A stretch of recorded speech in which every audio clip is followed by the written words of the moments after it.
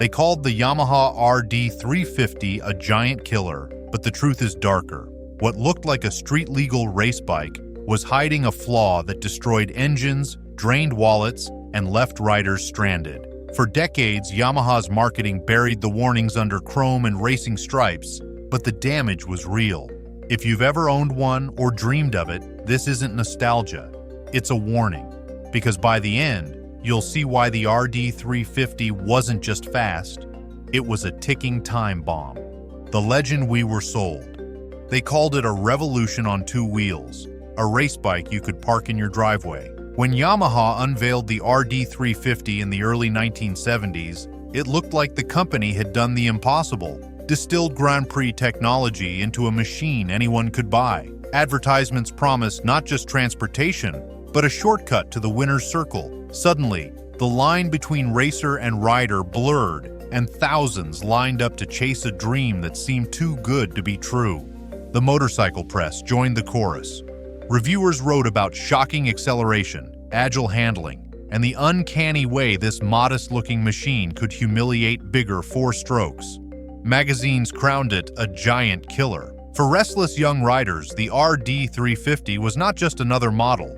It was a ticket to rebellion, prestige, and speed that felt stolen straight from the racetrack. Yamaha was selling adrenaline bottled in metal, wrapped in racing colors, and whispered into every buyer's ear as if they were chosen. But the brilliance of the myth hid shadows. Early test riders hinted at quirks, oil leaks that stained the garage floor, clutches that slipped under pressure, and engines that demanded more attention than the brochures admitted. These warnings were buried beneath headlines that celebrated its power. What was framed as perfection was, in truth, a fragile gamble. The RD350 was a marvel, yes, but also a trick, dressed in chrome and speed to hide its cracks.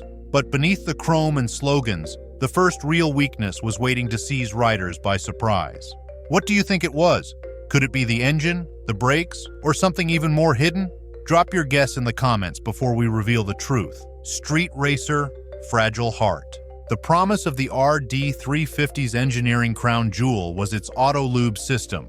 Yamaha promoted it as a revolution in rider convenience. Instead of forcing owners to premix oil and fuel by hand, AUTOLUBE automatically metered lubrication into the engine, freeing riders from mess and ensuring proper protection at high speeds. It was billed as both a technical breakthrough and a guarantee of reliability. The system seemed like the perfect answer for those who wanted racing thrills without the tedious rituals of racing maintenance.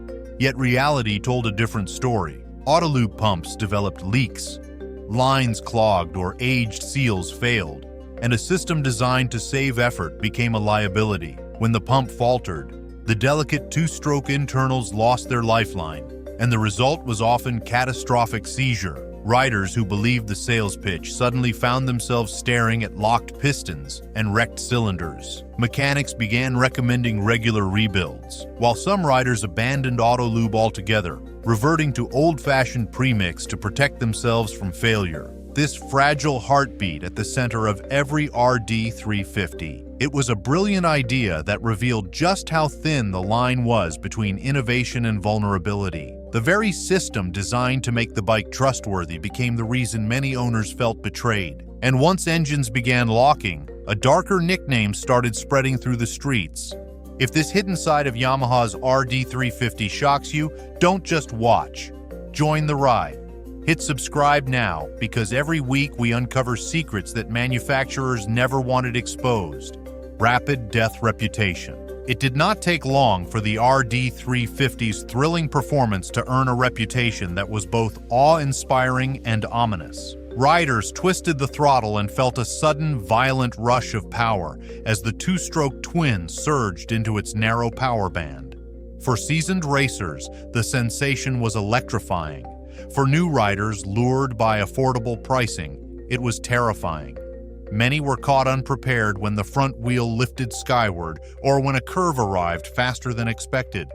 The chassis and suspension were modest, designed more for affordability than for absolute control. Even with a disc brake at the front, a rarity in its time, the RD could out-accelerate its ability to stop. Accidents followed, and whispers turned into nicknames. People began calling it Rapid Death or Racing Demon. The words were meant half in jest and half in fear, but they captured the duality of the machine. Thrilling to master, dangerous to mishandle. The very culture that celebrated freedom and rebellion also carried a streak of mourning, as riders discovered just how punishing the RD could be when its limits were pushed without respect. This reputation, fueled by both adrenaline and tragedy, spread far beyond Yamaha's advertisements. The RD was no longer just a motorcycle, it was a dare, a test of courage, and a symbol of risk. But Yamaha wasn't just selling danger at home. It exported it under a new badge. Deal season means gear deals too. Check the description for high return upgrades while prices are soft. If the legend hooked you, protect yourself from the fine print. My trusted gear and accessories are linked in the description. Exporting the problem. By the early 1980s, Yamaha sought new markets for its celebrated yet controversial machine. In India, through a partnership with Escorts, the RD350 was reborn as the Rajdoot 350. On paper, it promised the same DNA, a high-revving twin with race-bred performance.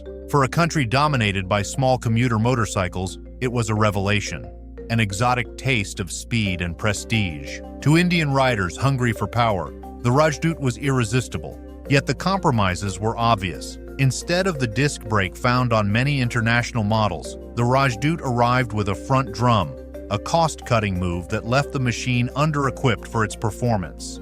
Spare parts were scarce, trained mechanics rarer still, and riders spent as much time tuning points and chasing electrical gremlins as they did enjoying the open road. The thrill was real, but so was the frustration. Owners loved the speed yet cursed the upkeep, and what Yamaha had downplayed in global advertising became unavoidable in India's garages. The result was a paradox. The Rajdoot 350 became a cult icon, worshipped for its raw power, but also notorious for the endless maintenance it demanded. In exporting the dream, Yamaha had also exported the flaws, and in doing so, it ensured that the myth of invincibility would never again go unquestioned.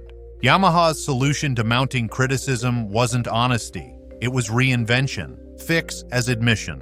When Yamaha launched the RD350LC in 1980, it was hailed as a radical leap forward. The letters LC stood for liquid cooled, and that change transformed both the appearance and the performance of the bike. By surrounding the engine with a water jacket and radiator, Yamaha was able to reduce noise, control heat more effectively, and squeeze out even more power from the same two-stroke formula. Added to that was the Yamaha Power Valve system known as YPVS, a clever device that altered exhaust port timing to widen the power band. For riders, it meant smoother acceleration at low speeds while still delivering the explosive surge when the revs climbed. On paper, it was progress in every direction. Yet the very existence of the LC and YPVS was also a quiet confession. Yamaha had effectively admitted that the original RD350 was too raw, too unreliable, and too vulnerable to the pressures of regulation. The LC was not just a new model, it was damage control, an engineering patch designed to answer the complaints that had been mounting for years. Riders saw the new features as innovation, but critics saw them as proof that the original design carried flaws Yamaha had never publicly acknowledged. But just as Yamaha fought to fix it, regulators were sharpening their knives when laws choked the engine. As the 1970s gave way to the 1980s, governments in the United States, Europe, and Japan were rewriting the rules of the road. Emissions limits grew stricter with every passing year, while noise restrictions demanded quieter machines. The very qualities that made the RD350 legendary, its shrieking exhaust note, its blue smoke haze, and its violent rush of power, were now liabilities. Yamaha tried to meet these laws with quieter mufflers, altered carburetor jetting, and more restrictive exhaust designs. But compliance came at a price. The changes dulled the feral character of the bike, reducing horsepower and narrowing the thrill. Worse, leaner fueling often led to overheating and premature wear, making reliability even shakier than before. Riders blamed bureaucrats for neutering their machines, while Yamaha pointed fingers at politicians. What was once a fight against rival manufacturers had become a fight against the rulebook, and the RD was losing. In garages across the world, riders tore out factory mufflers, rejetted carburetors, and tried to reclaim lost performance, often at the expense of engine health. Every compromise to satisfy the law created another risk for the owner. The myth of untouchable performance was steadily suffocated, not by a competitor's innovation, but by the invisible weight of paperwork. Yet one innovation would symbolize the entire deception more than any law could: the AUTOLUBE paradox. When Yamaha first introduced the AUTOLUBE oil injection system, it was praised as a breakthrough. No longer did riders have to mix oil and fuel in the tank before every ride. Instead, the system automatically metered lubricant to the engine, adjusting flow according to throttle and speed. It sounded like liberation, a promise that Yamaha had tamed the fussy habits of the two-stroke and made high performance practical for everyday life. But the AUTOLUBE turned out to be the most damning paradox of the RD350. Pumps developed leaks, seals failed, and lines clogged. When the system malfunctioned, pistons starved of oil seized violently. Often without warning, owners who trusted the system found themselves stranded or facing catastrophic repair bills. The feature meant to make the RD easier to live with became the reason many riders swore it could never be trusted. Entire cottage industries sprang up around pump rebuilds, seal replacements, and even conversions back to premix as desperate riders sought to avoid disaster.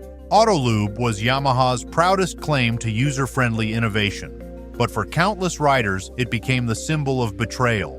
Instead of delivering freedom, it chained owners to endless vigilance and unexpected costs. And when riders tested Yamaha's horsepower claims, the truth looked even worse. Dyno versus brochure. In brochures and advertisements, Yamaha boasted that the RD350 produced 39 horsepower, a figure that suggested the small twin could rival or surpass larger four-strokes of the era. Those numbers became part of the mystique, proof that the RD was not just quick, but revolutionary. Buyers walked into showrooms imagining themselves on a miniature Grand Prix machine that had somehow slipped through the cracks of regulation and landed in their garage. But independent dynamometer tests painted a different picture. Rear wheel output often measured closer to 30 horsepower, a gap that could not be ignored. The RD still felt fast, but its ferocity came from a narrow power band that demanded constant shifting. Riders quickly learned that to keep the bike alive, they had to dance on the gearbox, wringing every ounce of performance from the thin slice of revs where the engine truly came alive. The result was thrilling for enthusiasts, but exhausting for everyday riders. Marketing had promised effortless domination, while reality demanded endless effort. That gap between claim and reality became another source of resentment. Yamaha had oversold the numbers, and riders discovered the truth only after they had spent their money. Performance was real, but it was not the miracle described in the brochures, and every mile ridden meant another bill, one Yamaha never put in the ads. The receipts don't lie. For many new owners, the Yamaha RD350 seemed like a miracle of speed for the money, but soon, the miracle revealed its hidden costs. Spark plugs fouled with irritating regularity, sometimes in the middle of a ride, leaving embarrassed riders by the roadside with dirty fingers and replacement parts. Piston rings wore out quickly under the strain of the high-revving twin, forcing riders into top-end rebuilds that arrived far sooner than they expected. Crank seals failed, carburetors demanded constant attention, and many found themselves visiting workshops as often as they visited racetracks or highways. What had seemed like an affordable ticket to racing thrills turned into a financial black hole. Owners who had saved carefully to afford the machine soon realized that every paycheck was being siphoned into parts, labor, and endless tinkering. The RD did not simply require maintenance, it devoured it. Magazines of the time praised its brilliance but quietly acknowledged that long-term ownership came with headaches that were anything but glamorous. Loyalists persevered, but they did so at great expense. The RD350's price tag was only the opening bid. The true cost was hidden in receipts, garage hours, and frustration. Enthusiasts who stayed faithful to the machine wore their suffering like a badge of honor. But the myth of affordability collapsed under the weight of reality, and in India, even the brakes could not keep up with the dream.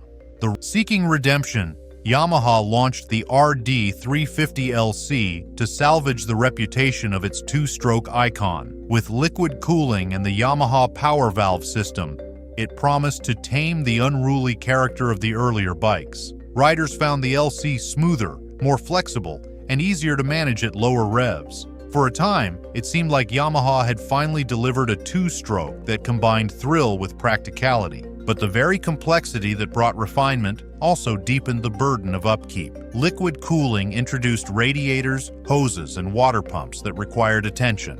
The YPVS system, with its moving valves and control mechanisms, added another layer of potential failure. Owners soon learned that while the LC was less raw, it was no less demanding. It still consumed spark plugs, still chewed through pistons, and still forced costly overhauls with unnerving regularity. The new features masked the truth for a while but could not erase it. The RD, in any form, was thrilling but never truly reliable.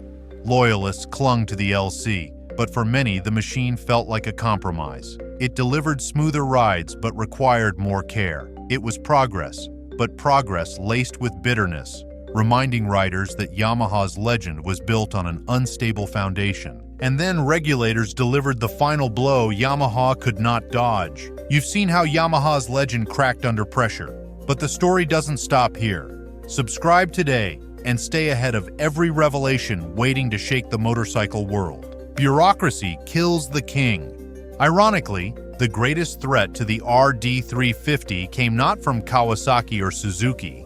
It came from government offices in Washington, Brussels, and Tokyo. By the early 1980s, environmental awareness had surged, and two-stroke engines were in the crosshairs. Laws demanded lower emissions and quieter exhausts, standards that the RD could not meet without sacrificing the very qualities that made it beloved. One by one, markets closed their doors. In the United States, the Environmental Protection Agency effectively outlawed the RD's rawest forms. Europe followed with its own restrictions, and Japan imposed limits that strangled the bike's character. Riders felt betrayed. They had invested in a legend, only to see it sidelined not by superior competition, but by the pen strokes of regulators. Yamaha, for its part, grew quieter about the RD's flaws, avoiding open acknowledgement of how fragile and dirty the machine truly was. Instead, it pivoted to four-strokes, leaving loyal fans to mourn the end of their cult hero. The RD350 was not defeated on racetracks or showroom floors. It was erased by bureaucracy, a casualty of laws that judged it unfit for the future. Its reign ended not with a roar, but with paperwork, a fate that made its legend all the more tragic. But killing the bike only made its ghost more powerful, a cult classic with an asterisk. Long after production lines went silent, the Yamaha RD350 refused to disappear. Enthusiasts across Europe, Asia, and North America began hoarding surviving examples, restoring battered machines into gleaming showpieces. At vintage rallies, the shrill crackle of a two-stroke RD could still turn heads and draw a crowd. Collectors spoke reverently of its raw power, its racing DNA, and its place in motorcycle history. Owning one became a badge of credibility, proof that a rider understood the roots of modern sport bikes.